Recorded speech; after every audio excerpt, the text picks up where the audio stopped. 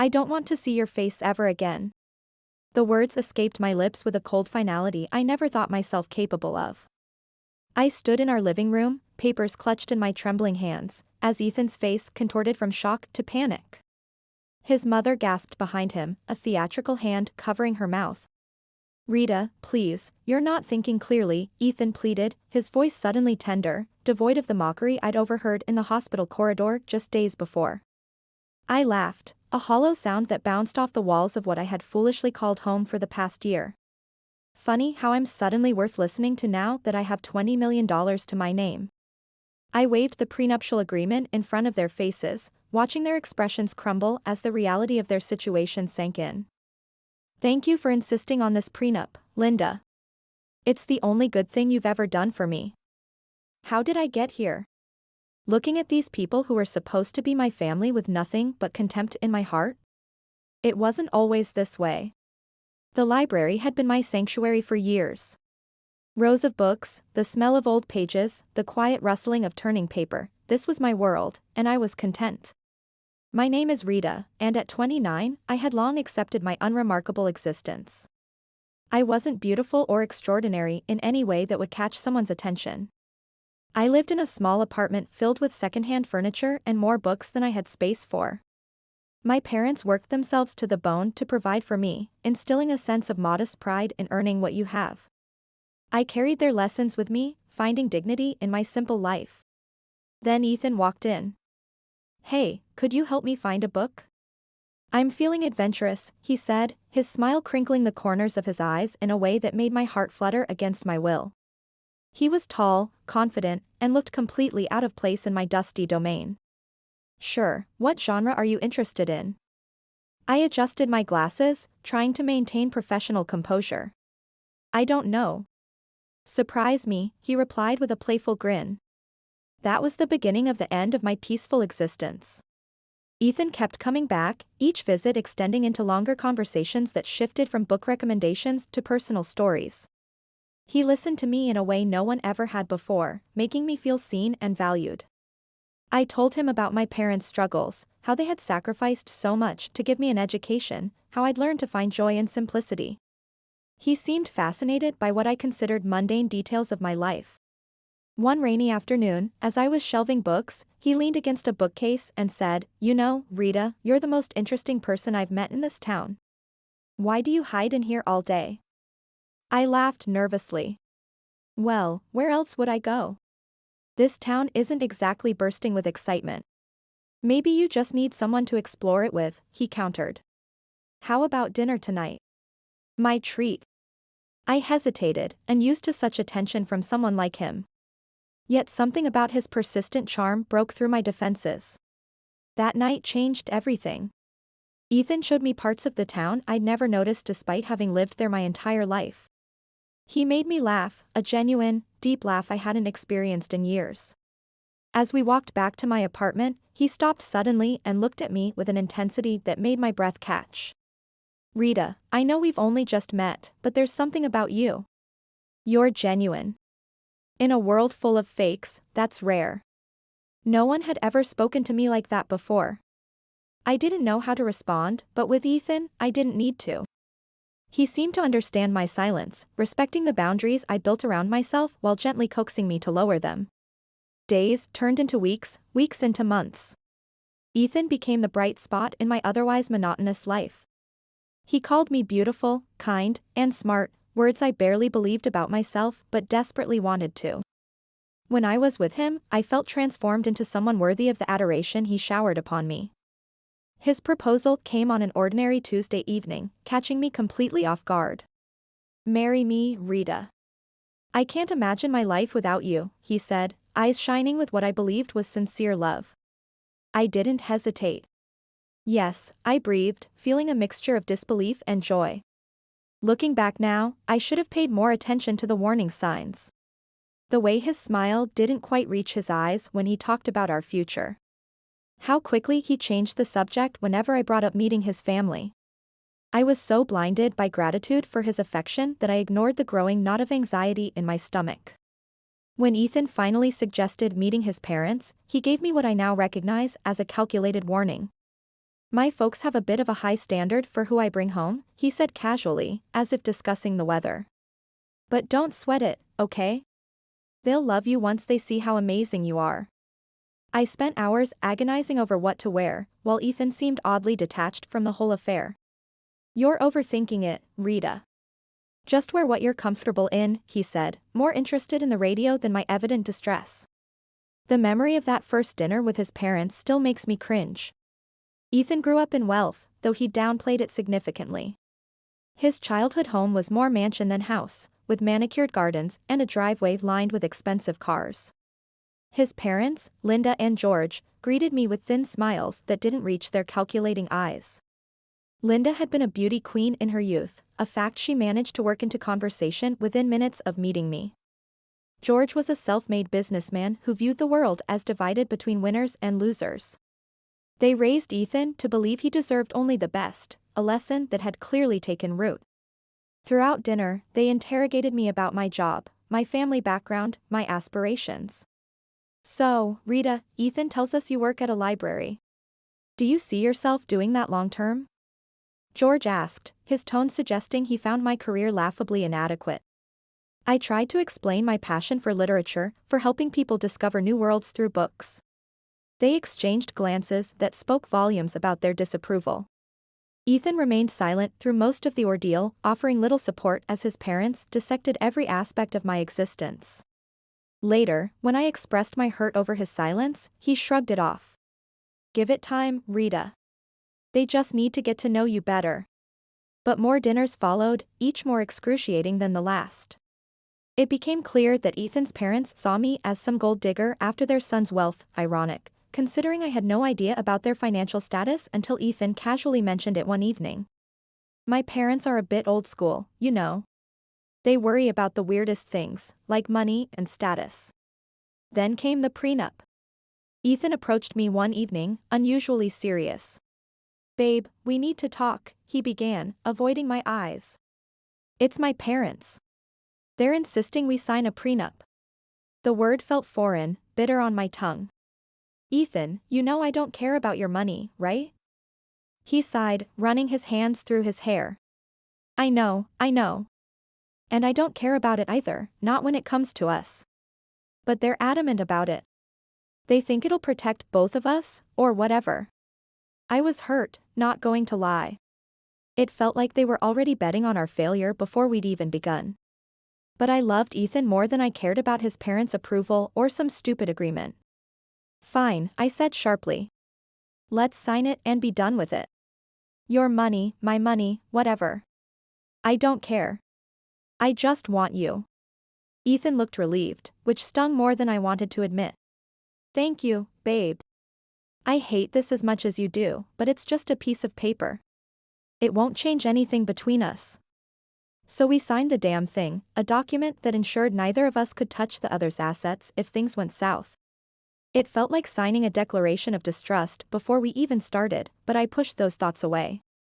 I was in love, and love was supposed to conquer all, right?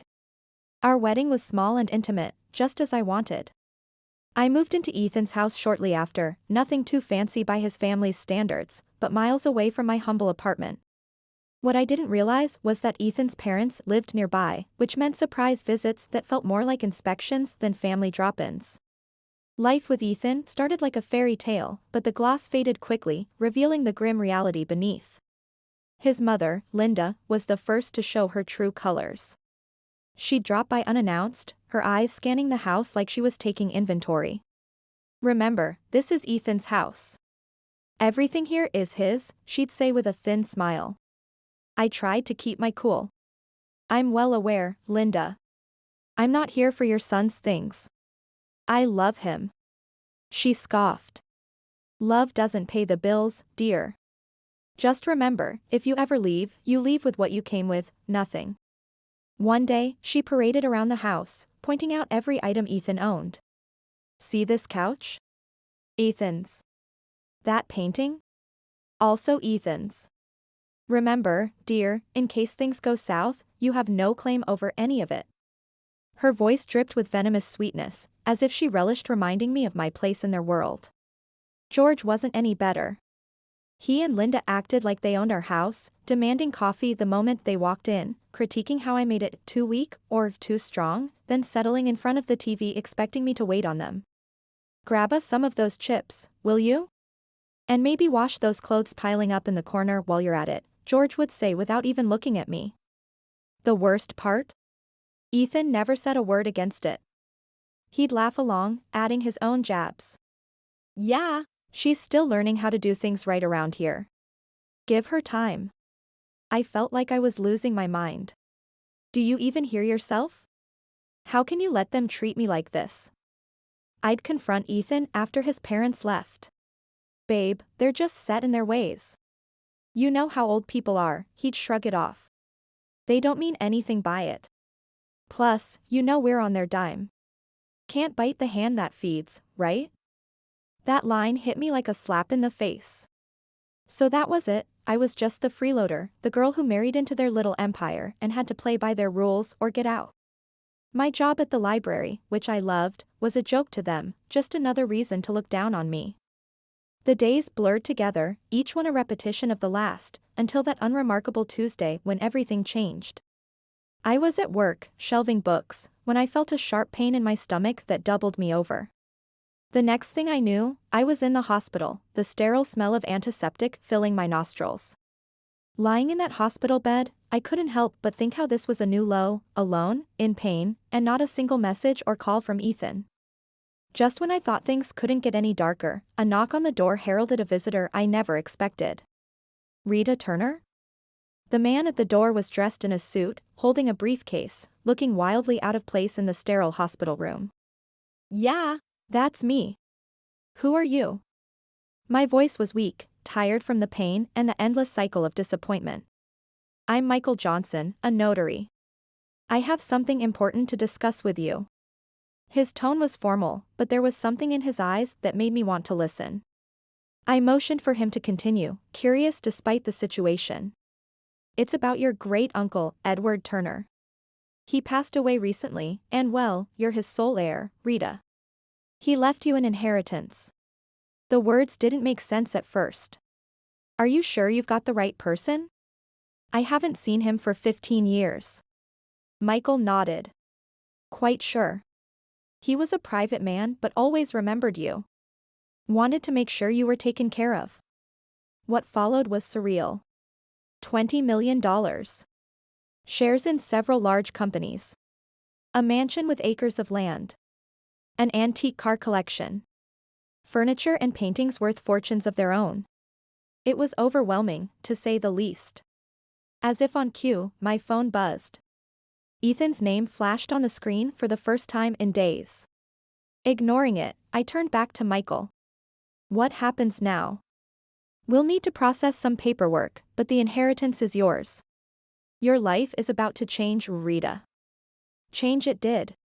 After the unexpected windfall landed in my lap, Ethan and his folks turned a new leaf, or so it seemed. Their daily hospital visits were like scenes from a sappy movie. Ethan, who couldn't be bothered to check on me before, now hovered constantly, adjusting my blanket with a concerned furrow on his brow.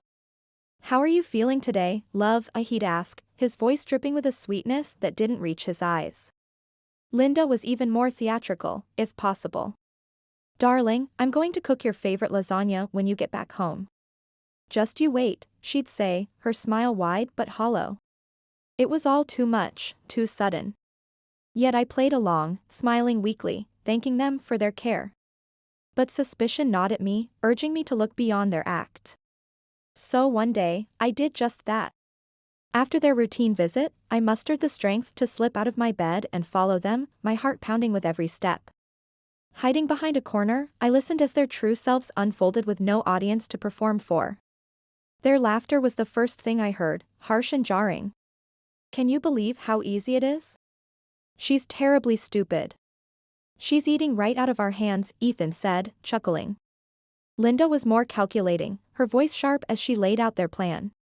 Make sure she makes a baby with you, Ethan. Once she does, she won't ever be able to leave us. Then we'll have a real hold on her and her fortune. Their words, cruel and cold, didn't shock me. Disappointment filled me, yes, but surprise? Not in the slightest. They had shown their true colors, and I was done painting over them in shades of denial. Silently, I made my way back to my hospital bed, their mocking words fueling a fire within me. They saw me as nothing more than a ticket to wealth, a means to secure their future. But I wasn't going to play their game anymore. Lying in that bed, a plan began to take shape, clear and firm. I was going to turn the tables on Ethan and his conniving family. They underestimated me, saw me as weak. But I was about to show them just how wrong they were. Back at the house after being discharged, I felt like a stranger walking into what was supposed to be my home. Ethan and his parents were there waiting, their faces painted with fake concern and eagerness. The atmosphere was thick, charged with unspoken tension and expectation. Ethan was the first to break the silence, his voice a blend of feigned sweetness and underlying greed. "Babe, you're home. How are you feeling? We've been so worried about you." Ignoring the lump in my throat, I met his gaze squarely, seeing the man I once thought I knew. "I'm feeling better, thanks. But we need to talk." "All of us," I said, my voice steady despite the turmoil inside. Linda, ever the actress, stepped forward, her hands clasped together as if in prayer. "Of course, dear. We're here for you, whatever you need." It was now or never.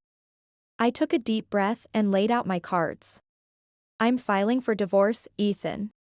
And before you ask, no, you won't see a dime of my inheritance." The room fell silent, the air sucked out of it as if by a vacuum. Ethan's face paled, his mask slipping to reveal the panic underneath. "Divorce? But why? I thought we were happy." "Happy?" The word tasted bitter in my mouth. "You, your mom, and your dad have made my life a living hell. You've treated me like a servant, not a wife. And now suddenly you're worried about me because I'm worth something to you?" Ethan stammered, struggling to find words. But Linda, always quick, jumped in. "This is nonsense. We've always treated you like family. You're imagining things, dear." Rolling my eyes, I pulled out the prenuptial agreement from my bag, waving it in front of them. This is what saved me. You thought you could play me, but I'm not the naive girl you took me for." George, silent until now, finally spoke, his voice a mix of anger and defeat. "You'll regret this. We're your family." "No. You were never my family. A family doesn't treat one of their own like dirt and then turn sweet when money comes into the picture. I'm done here." Moving into my own place was the breath of fresh air I desperately needed. The apartment was small and cozy, a stark contrast to the life I'd left behind. It wasn't just a new living space, it was my declaration of independence, my fresh start. The phone calls started almost immediately. Ethan, with his voice dripping with desperation, was the first to break the silence. "Rita, please, you've got to come back. We can work this out, I know we can." His pleas fell on deaf ears.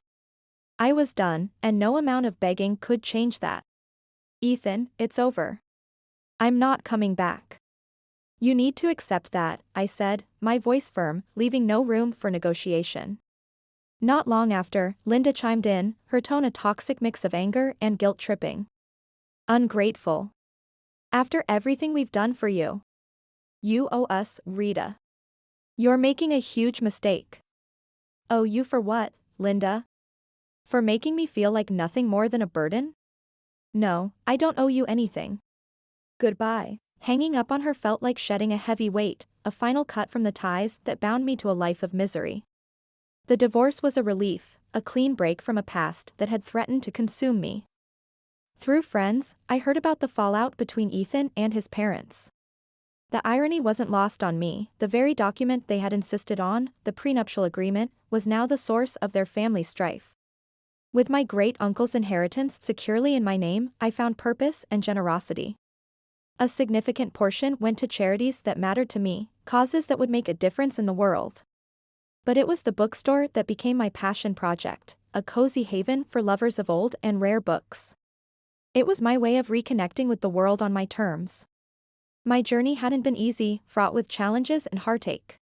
But standing in my bookstore, surrounded by the stories of countless others, I knew I had found my happy ending. It wasn't just about moving on from Ethan and his family's manipulation. It was about rediscovering who I was and what I loved.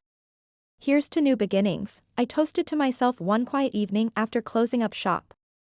The road ahead was uncertain, but it was mine to travel, filled with possibilities and the promise of newfound happiness. As I locked the door to my bookstore that night, I couldn't help but smile at the thought of Ethan and his parents, still bound by their greed, while I had found freedom in letting go. Sometimes, the best revenge isn't getting even, it's moving on and finding joy they can never touch.